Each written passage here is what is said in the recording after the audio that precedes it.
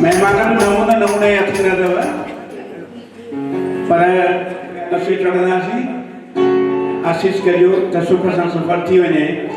ऐं के महिमान अहिड़ा थींदा आहिनि जिन जे करे चइबो आहे त घर बार छॾे वञी हरिद्वार वसाइजे।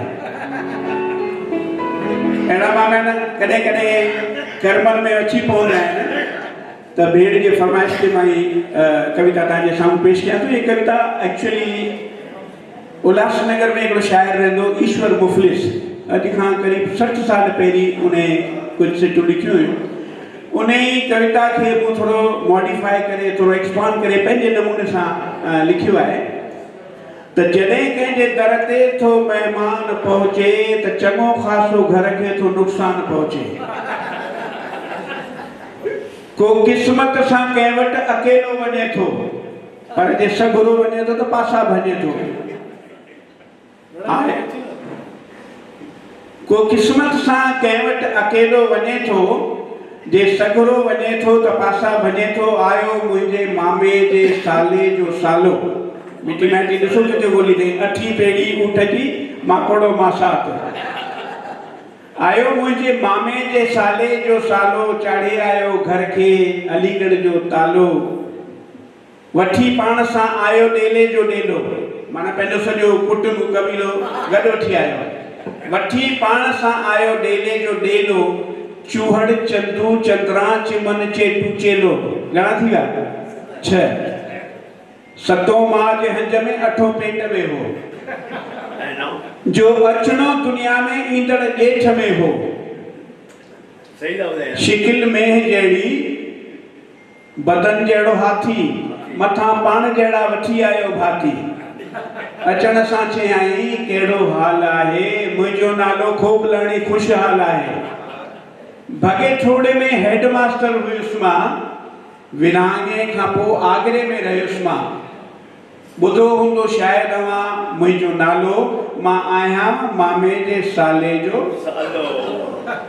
हाणे सुञाणा न मां पंहिंजा पूरा नानाणा, तॾहिं बि चयुमि हा तव्हांखे सुञाणा। भली आया अची विया आया, घर आहे तव्हांजो, लंबो ऐं ॾुखेरो सफ़र आहे तव्हांजो। सॼे घर जे लहिपो त आज़ार थी वियो, मुंहिंजो कमरो ॿारनि सां टिमटार थी वियो। मुंहिंजो कमरो ॿारनि सां टिमटार थी वियो।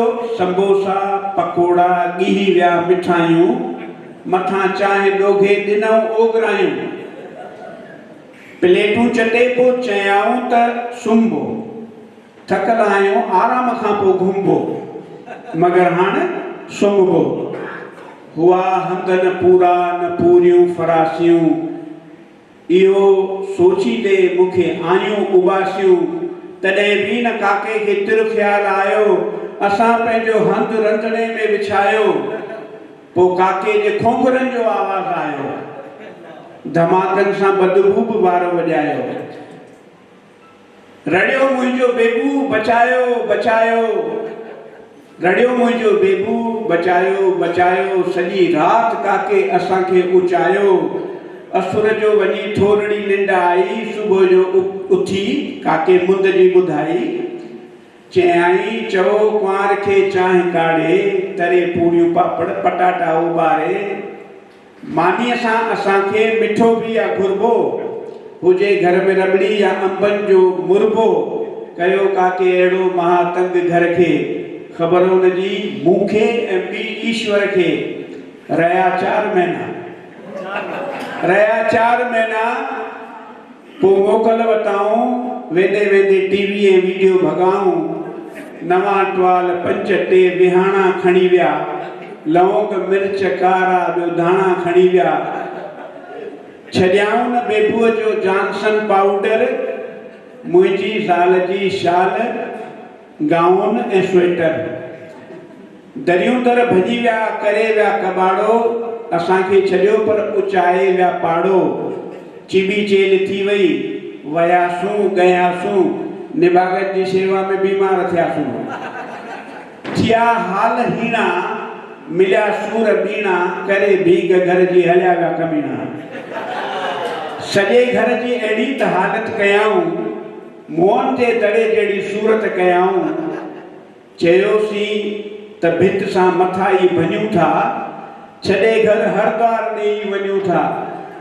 जॾहिं कंहिंजे घर अहिड़ो महिमान पहुचे त ॼण का सुनामी या तूफ़ान पहुचे। झुगो झड़ थिए ॾाढो नुक़सान पहुचे जॾहिं कंहिंजे दर ते अहिड़ो महिमान पहुचे। आयो लाल सभई कयो झूलेलाल ऐं सभई प्रार्थना कयो त अहिड़ो महिमान शल कंहिंजे घर न अचे।